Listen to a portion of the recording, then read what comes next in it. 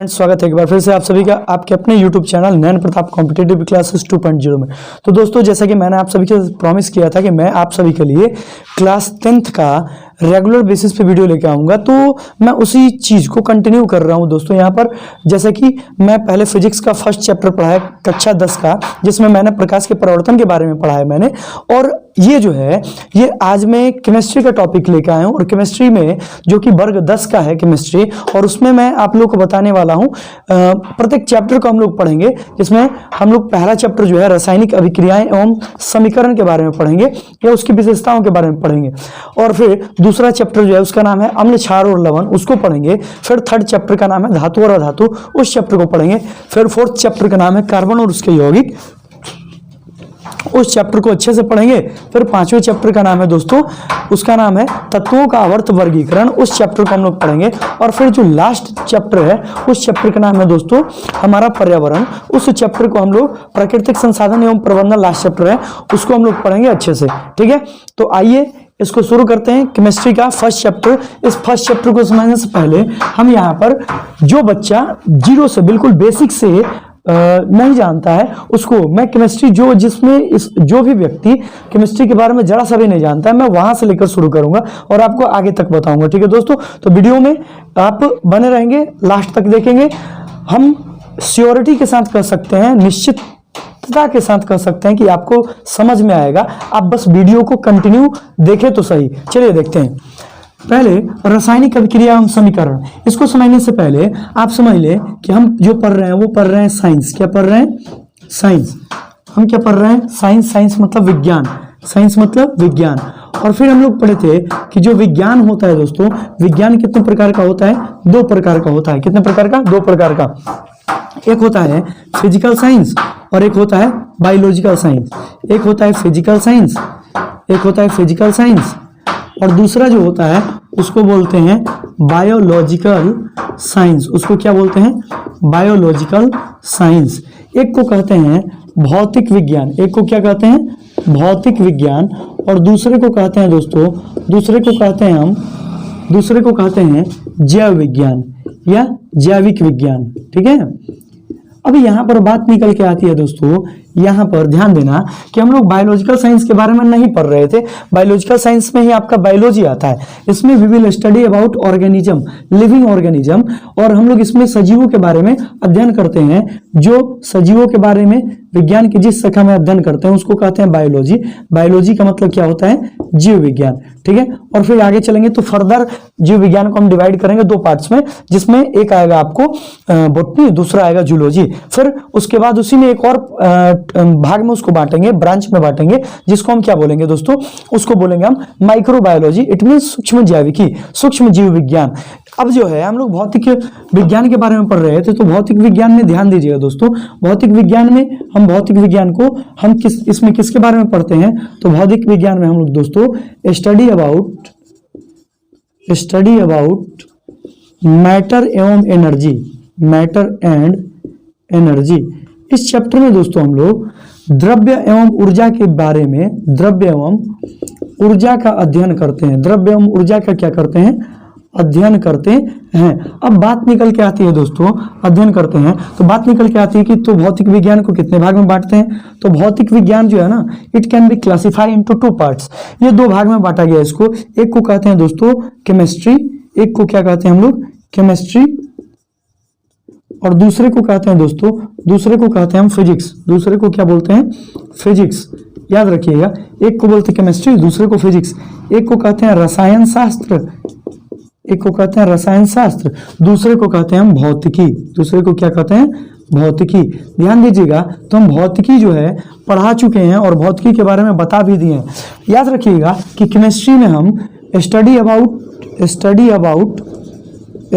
About matter, हम इसमें किसके बारे में पढ़ते हैं?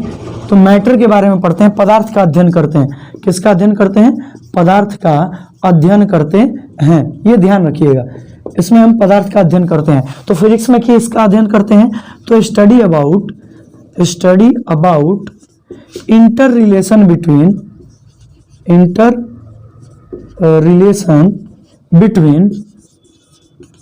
Between matter and energy. Matter and energy.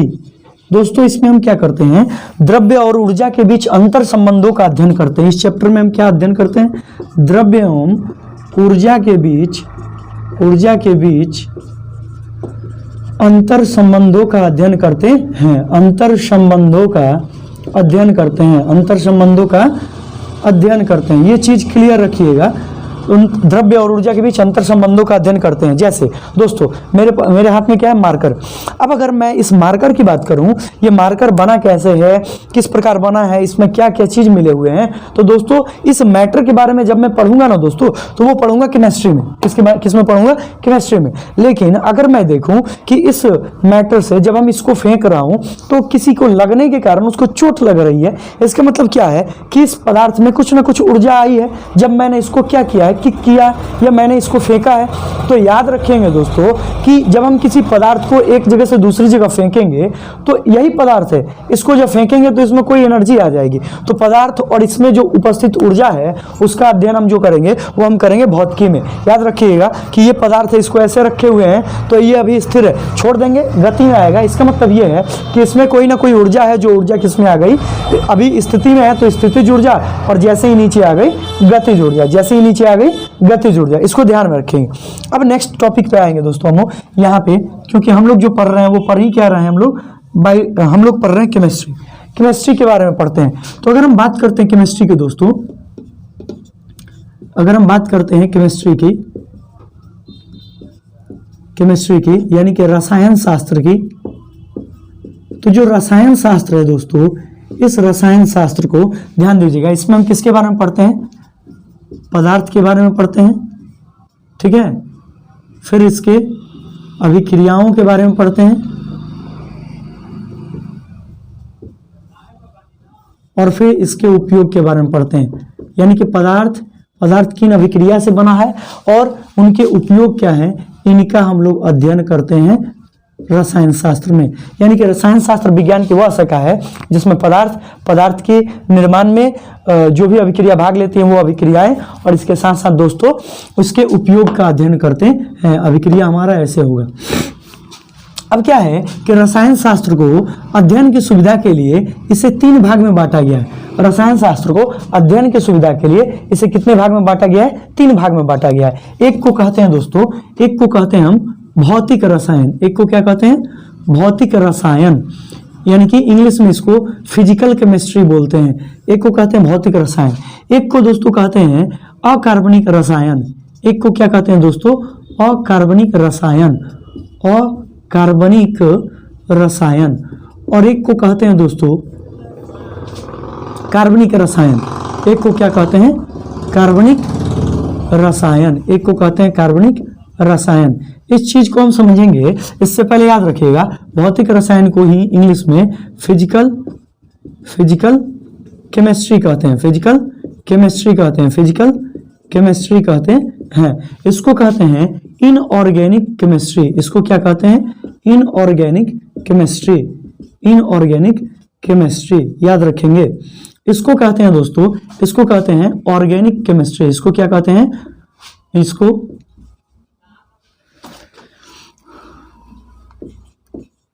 इसको कहते हैं ऑर्गेनिक केमिस्ट्री, याद रखेंगे,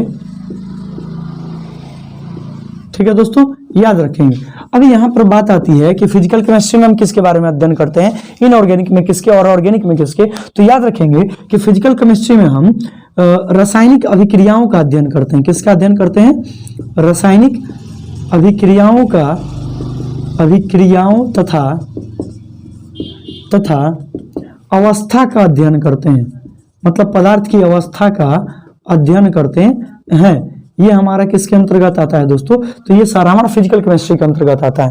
फिर हम लोग पढ़ेंगे दोस्तों इनऑर्गेनिक केमिस्ट्री में। तो जब हम इनऑर्गेनिक केमिस्ट्री की बात करेंगे तो इनऑर्गेनिक केमिस्ट्री में हम किसके बारे में पढ़ते हैं, तो याद रखेंगे कि इनऑर्गेनिक केमिस्ट्री में जब पृथ्वी पर तत्वों की खोज नहीं हुई थी, तो याद रखिएगा कि हम पढ़ेंगे कि तत्वों की खोज किस प्रकार हुई। याद रखिएगा कि प्राचीन काल के समय में जो अल्केमिस्ट होते थे, किमियागर लोग होते थे, उन लोगों की मान्यता ये थी कि जब हम पारस पत्थर को किसी भी चीज से स्पर्श करा देंगे तो वह कैसा परिवर्तित हो जाएगा, तो वह एक बहुमूल्य पदार्थ बन जाएगा, यानी कि सोना में परिवर्तित हो जाएगा। और जैसे जैसे उन लोगों ने क्या किया ना, पदार्थों की खोज करना शुरू किया, जैसे जैसे उन्होंने जिसका नाम है क्या बोलते हैं, अभी हम बोले हैं